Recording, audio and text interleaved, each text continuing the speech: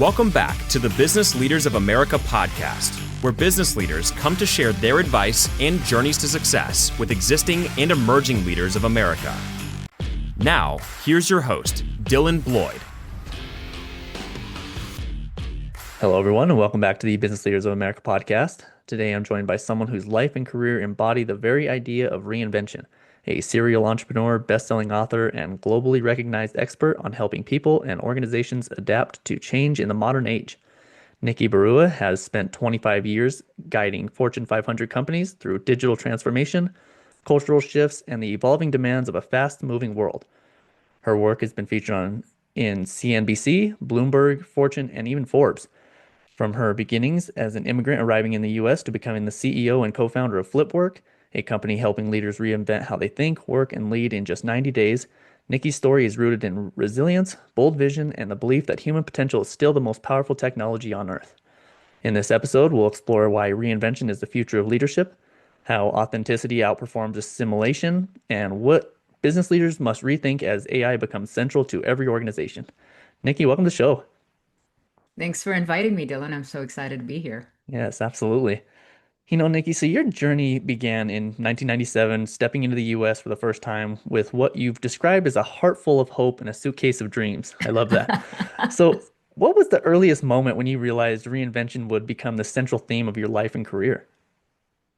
I don't think there was any specific incident other than circumstances that forced that to occur, right? Mm, And when you leave what's familiar to you, and the safety, the security, and the comfort of what you've known, and the place and environment where you're surrounded by a support system, and you leave all of that in pursuit of a bigger dream and following ambition. And then suddenly that dream turns into a nightmare when you realize everything is completely different from what you know, right? And for right. me, it was, I was driving on the wrong side of the road. I didn't know how to use basic appliances. I didn't have a support system, no family, no resources, no money, no access. You're sort of on the outside of every single inner circle. Mm, And you realize that the only way to survive is to adapt. And you have to adapt without, losing what actually makes you authentic. But that's a pretty significant shift in figuring out how do I let go parts of who I used to be and how do I step into who I need to become in mm, order to succeed. And that forced a level of reinvention because it strikes at the core of your identity. If you define, we all go through different parts of our lives and careers with very fixed identities of what we believe we are and who we think we're supposed to be. And sometimes that's a good thing, and sometimes it becomes limiting. And so for me, it became very clear in the early days was that I had to reinvent who I am yeah. in order to achieve my dreams. And that continued to be the case through every significant shift, whether it was personal or professional, every shift, I realized that reinventing myself to become a better version of me. And the faster I do it, the more effectively I can, achieve high performance. Right. Yeah, breaking out of your comfort zone, right? I mean, Yeah. because you could have very easily just went the other way and just went back home, right? And did you Yeah. have that feeling a lot of like, this will just be easier if I just go home, go back to what I know and not try to have to reinvent myself? Yeah, it's certainly, I have to admit that in like some of my lowest moments where, there was a real struggle for survival. I mean, not having any money, not having, any support system when nothing is working out and you're just experiencing a series of setbacks and failures. Yeah. The easy answer at that point is let me run back to what I know, where I'll be safe, Hmm. where there won't be so much struggle. That's the easy answer.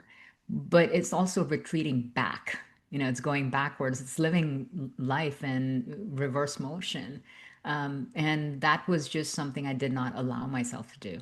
At Hmm. most, it was a moment of like self-pity and, Yeah.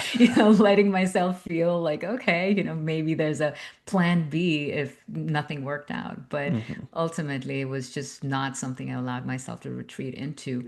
But part of what helps with that is believing in something bigger than yourself. Mm. When what you look forward to is bigger than what gives you comfort, you get pulled towards your future instead of retreating into your past.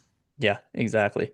Yeah, no, I love that you did that because, obviously you wouldn't be where you are today, but I think that is what happens a lot. And, you mentioned something important that you kind of, have that self-pity for a little bit. And it's okay to have that, like a little, Yeah.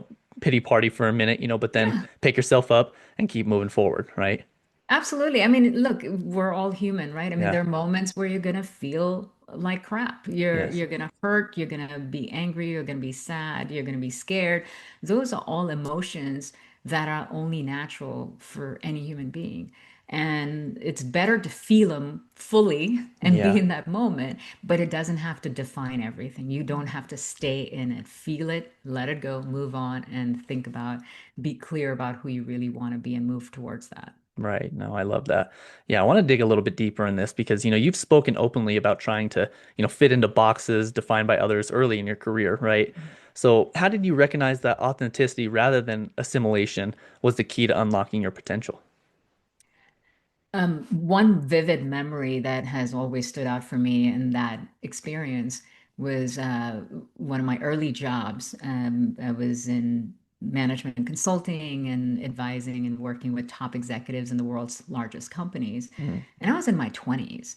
yeah. And I remember my boss telling me that I needed to sort of dress a certain way. And it was sort of like black suits and pantyhose and pearls and Right. that sort of thing. I mean, I didn't look like a 20 something year old. I was Right. dressing for, someone 2 decades older Yeah. because I had to look a certain part. But it wasn't about the attire. It was the message it was sending me was that I needed to be something and someone I'm not in order to fit in and in order to be successful. And also as an immigrant and someone who was so different in so many ways, I also saw that as like the pathway to acceptance and belonging. It's something Mm, we all desire. We all want to belong. And I thought the answer to belonging was to become like everybody else. But here's what happens when you start becoming like everyone else, it strips away your confidence. It's like a thousand paper cuts because you are telling yourself you and your authentic self are not enough. yeah. You have to become like someone else in order to be acceptable, in order to win, in order to succeed. And so each of those messages, it's sort of like a subconscious reminder that you are not enough. And so the more you keep doing that, you may look the part, but you don't feel the part. Right. And for me, that was what ultimately kind of hit home is that I felt like kept becoming like everyone else, and there was nothing left of me to see. And feeling so hollow inside is not the formula for success. And at Right. that point, I just had to make a decision to say, you know what, this isn't working out. And it doesn't mean you disregard etiquette or work expectations in the workplace and you show up in your pajamas at work. That's not the point. Yeah. It's figuring out how might I acculturate the right way without losing my true authenticity. How do I bring the best parts of me that bring unique perspectives and make me feel comfortable in my own skin, allow me to own my own voice. And from that emerges a real inner sense of confidence and power. And once you do that, you start to become more of that. And ultimately, you discover that what makes you different is actually what makes you special and Mm, what makes you valuable. And when you show up that way, belonging also changes form because then you start belonging because of exactly who you are, and people respond to you differently, and there's a different kind of respect and trust that forms from it. right. A lot of that's built or comes from like company culture though too, right? So like how do you gain that confidence, especially if somebody who's been with the company for a long time and kind of adapted to those ways, especially women in the corporate, area. How did they gain that confidence to kind of break free and be their true authentic self? Well, you have to understand like where is it holding you back. I think rather than aiming towards some specific profile, really examine what parts of yourself are you hiding and which of those hidden parts are actually holding you back from feeling confident or performing well. Right. Really identify those parts. And in my case, I found that, I wasn't being fully open about who I really am. And I was sort of masking it with this performative presence. And it ends up being a very superficial connection for everybody because Yeah. you never, your walls are so high up that no one Yeah. really gets to know you. No one really sees the real you. You're not, fully present in those cases. So just simply identifying the exact areas where inauthenticity is actually getting in the way and address that. Right. Yeah. And I think people can actually relate more to you, right, when you are actually your authentic self rather than trying to be this, person that everybody expects you to be. People can relate because then they feel like they can be their authentic selves. Yeah. Like I'm an introvert Yeah. and I'm not an athletic person. And I remember being told that you have to learn golf to, do business. Well, I hate golf. I don't enjoy any part of it. But I used to pretend that I could do it. And I remember going to golf courses and I was absolutely miserable. Yeah. And when I stopped doing that and I said, you know what, I am just not into sports. It's just not who I am. But I love cooking and I love books and I love writing. And I started sharing that. And the crazy thing was the number of top executives I met that had similar interests. Now we could actually connect on something real, right? I'm Yes. not pretending to like golf and get on a golf course where I'm not only terrible at it, but I'm miserable and spreading that misery onto other people. Yeah. It's like just being open. Like that's not me. Right. Yeah, exactly. Enjoy the ride of the golf game, right? Rather than Yeah. actually going. Uh, Yeah, I love golf carts. Just right. don't Yeah. make me hold a club. Yeah, exactly. No, I love that, and I think a lot of people can learn from that and just, you don't have to fake it. A lot of people that's that term, fake it till you make it. And, it's just make what, right? Make yourself be Yeah. miserable. Yeah, exactly. Fake it till you make it is not something I buy into. I think, our own minds are smart enough to know that we're lying to ourselves. Forget about lying to other people. When you look Yeah. in the mirror and you tell yourself, I'm a billionaire and I'm 6 foot tall. No, it's not true. Right. And you know it. Yeah. And all it does is falsehoods, again, erode your confidence. It's a Hmm. much better thing to like, be truly authentic and honest about yourself, Right. but also recognize where you are today does not have to define where you can be tomorrow. That's Hmm. the power of identity and shifting identity is that anything wherever you are, whether you're happy with where you are or completely disappointed in yourself, it doesn't matter. It doesn't have to shape your future. Right. Right. You have the power to change it in an instant. You're absolutely right. Yeah, I feel like we could talk for a long time on this topic because it's very important to me, and I think it's important to a lot of people. But I did want to shift gears a little bit because I wanted to talk about, with the rise of AI, many Yeah. leaders feel overwhelmed rather than empowered, right? And this is a huge, buzzword, huge topic these days. What questions should business leaders be asking themselves as they try to determine how AI fits into their organization? Well, part of the misconception and the confusion arising from all of that, everything around AI, is that we're thinking of it with technology first, as opposed to people, culture, and business first. Hmm. And that's the thing is that even when I think back to like the dot-com days and all of that, it wasn't about a dot-com business. It's ultimately just about business and Yeah. what problems do you want to solve? This is simply a technology that helps you solve it at greater scale and speed and more effectively. And what's happening right now is a lot of shiny object syndrome. Everyone's like, oh my God, here's this new thing that's going to change the world. And a lot of leaders are sort of jumping in to buy the technology, but they're forgetting the human side of it. Mm. If your people don't come along and are ready, are adapting to the change, rewiring their identities, their behaviors, their mindsets, their skills to that, no amount of technology is going to get you the results. So the first place to start is really think about what is it you're really trying to accomplish as a business? What's the biggest priority for you? Whether you're an executive in a big company and you have a certain priority, or you're a business owner, an entrepreneur, and you have a certain objective. Do you want to grow your business? Do you want to, scale? Do you want to cut costs?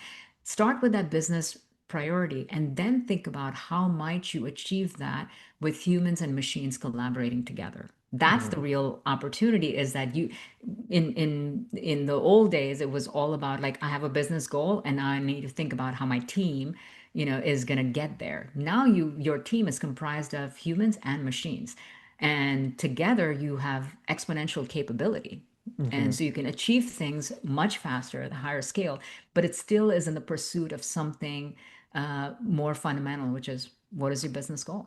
Yeah. No, you're absolutely right. I feel like that's the big issue right now is it feels like a new AI company is coming out every single day. A new Yeah. service, new product is coming out. And so it does become overwhelming for business owners and top executives because they're like, man, should we be doing this one? Should we be doing this? But Hmm.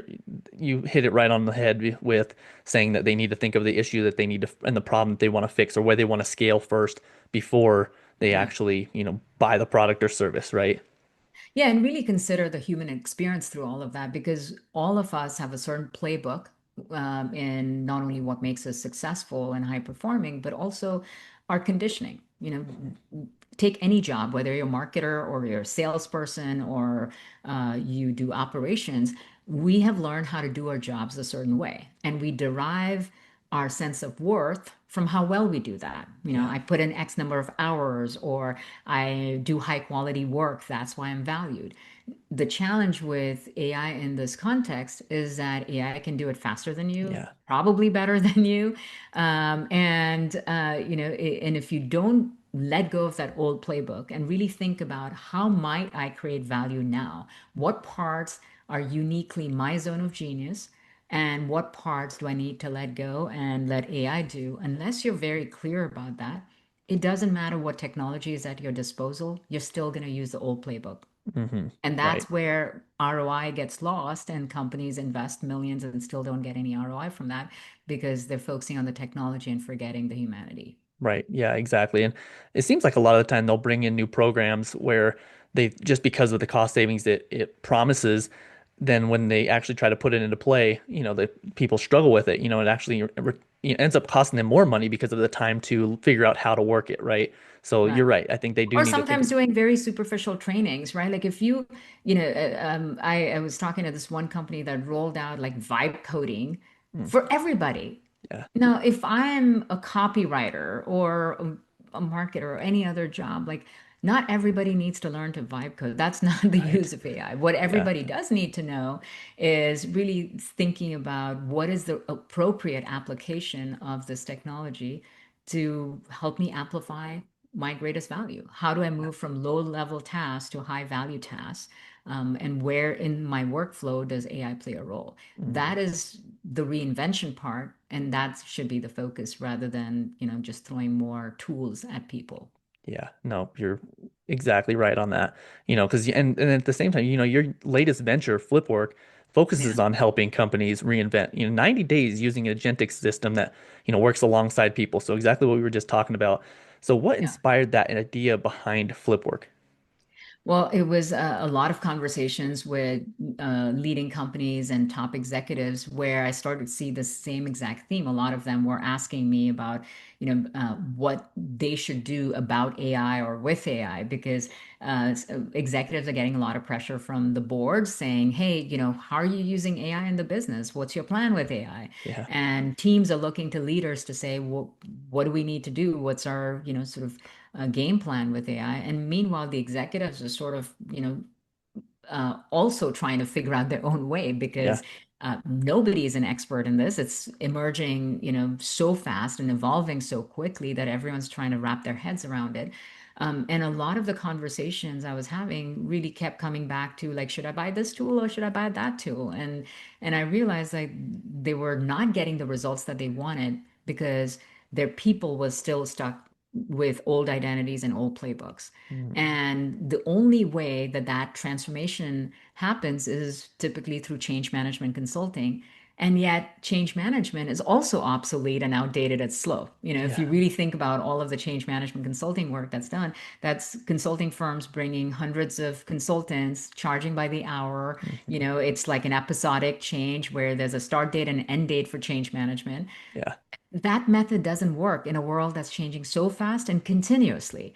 And that's when it was sort of this aha moment of realizing that not only is the world changing fast, companies and cultures don't know how to adapt to it. And the only solutions that exist are outdated as well. There's a need for a new kind of solution that is continuous, that is inside out as opposed to top down and outside in, and Mhm. that's empowering to each individual. And really, it's the kind of change that will stick and that requires a reinvention method. And so, FlipWorks system is an agentic system that Yeah. works like a co-evolution partner with the people. And so the goal is almost like think about Duolingo, right? Like Yeah. it's like your partner in that process that's like helping you master a certain skill and meeting you where you are and helping you get to where you want to be. Mm. But it doesn't tell you you're outdated, obsolete, or irrelevant. Actually, like helps you reinvent yourself in deep transformative ways, helps you reinvent how you do your job while you're doing a job. So embedded in your workflow, it's helping you identify exactly what to change, helping teams collaborate differently. And when you do change of that kind and you do it iteratively in 90-day cycles, that's the kind of innovation, grassroots innovation, that's really powerful and lasting. And we've seen the results with the companies we've worked with that is just absolutely game changing. Right. Yeah. It sounds amazing. So how does it work, beforehand? Are you having to kind of put some work in before, so to tailor it towards that company, or is it kind of as they go along, it kind of learns because it's Yeah, agentic so it's stuff? the latter. So Okay. we start with a diagnostic that helps the companies figure out where are they in terms of industry benchmark, Yeah. where the specific gaps, where the areas of opportunity. And so rather than just throw software or technology or tools at a company, let's start with what is the real gap, and where are the adoption areas that will actually benefit your business and your people. And so we start with that diagnostic. That then leads into a 90-day reinvention lab. And, teams come together and think of it kind of like Grammarly is embedded, in your Yeah. browser. It's that kind of agentic system that works alongside the people, and it keeps learning from each individual and each team, and it guides them in that process. So it's sort of omnipresent. Yeah. And unlike previous technologies, the difference with AI is that, previous technologies, we had to learn that technology, Right. learning how to use the internet or mobile or cloud or any software. You're learning it. AI, the difference is you're teaching it, Hmm. right? It becomes better when you teach it, and Yeah. you can only teach it in context of what you're doing, not just generically. And so that's really what FlipWork helps each individual and teams achieve. And so over time, it keeps getting better, and it's contextual to the actual work, not just Mhm. generic, recommendations. It's very contextual to here's how you can improve your sales pipeline or your Yeah. conversion, or here's how you can make your operations faster or collect invoices quicker or do research better. So with Hmm. that, you start to see every person improve their productivity and performance, and that's how companies win. Wow. So what's been like the early feedback on it? Have you been getting a lot of people saying that they appreciate the it following along, teaching them to get better? Has there been any like issues with having to unlearn, maybe habits that they've done for however Yeah. long? Yeah, you hit on exactly the biggest area that we've uncovered is that first of all, the overall reaction and the impact is that it's taken away fear. Yeah. There was underlying fear that people don't even admit to their managers that if I start using this, well, who am I then? Like, Right. what am I needed for? And I mean, there's lots of jobs where entire jobs can be done 80-90% of it can be done by AI. So Yeah. now, like, what is my relevancy? Yes. Will I even keep my job?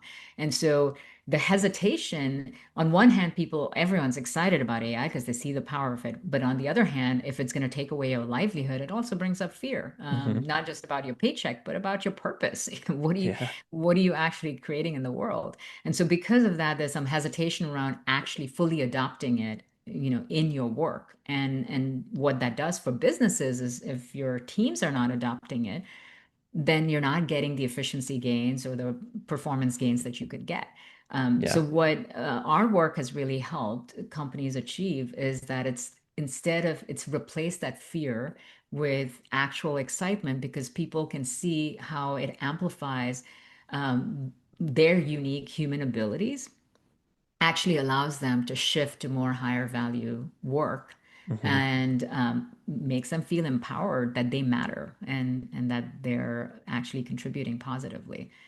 That's been the real impact. And because it's a daily workflow thing, it also gives them a very concrete way of understanding how do I need to unlearn the old way, Hmm. but without losing, my self-worth and my value. And the unlearning is what helps them learn the new way and implement that in their daily work. Right. Yeah. It almost excuse me. It reminds me of, back in the day when people were harnessing and holding in the information that they knew because they didn't want anybody to replace them, right? Or someone to be like, oh, we could have Exactly. someone else. But now, it feels like exactly what you said is that it's empowering these people to be able to learn something new, and it kind of redefines their job, right? Because that monotonous task that they were having to do every day that AI can take care of in 30 minutes, that took them a couple hours, and it can do it in a better manner. It's Yeah. allowing them to learn something new, become better and more valuable to the company in a different way that they probably ever even imagined. Yeah, it really shifts their identity, Yeah. of who they become. And that's why, we call it the agentic human, Yeah. is the future, because there's no going back at this point. I mean, the future is about humans and machines collaborating. Yeah. But what does that mean for the human part of that relationship? It means you have to have high agency. You have Hmm. to have that entrepreneurial mindset. You have to be an explorer, not someone who's rigid, stuck in an old way. You have Yeah. to lead with curiosity and creativity and compassion and empathy, right? Hmm. All of those parts, when you lead with that and you embrace working with the machine, almost like your coworker or your twin, Yeah. now you start to become this agentic human and become exponentially more capable. And that's why we call it like people squared, right? Like our Hmm. mission is all about making people squared. It's like cloning yourself and imagine what is possible then. Yes, exactly. Yeah, and back to what we talked about in the very beginning, getting out of their comfort zone, learning new skills, and it's only going to make everything better and flow better from a business Yes, standpoint and from, personally. absolutely. Yeah, no, I love it. So I did want to shift gears again because I want to talk about your best-selling book, Beyond Barriers, that focuses on clarity, courage, and conviction. If a listener picks up your book today, what is one transformation, you hope they experience as a result? Taking action.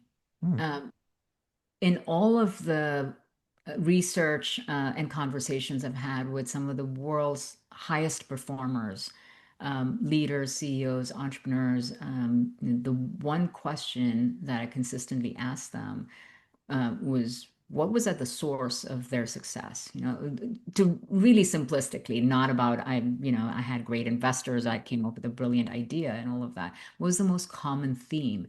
And what I discovered in that, they simply had a very high bias to action.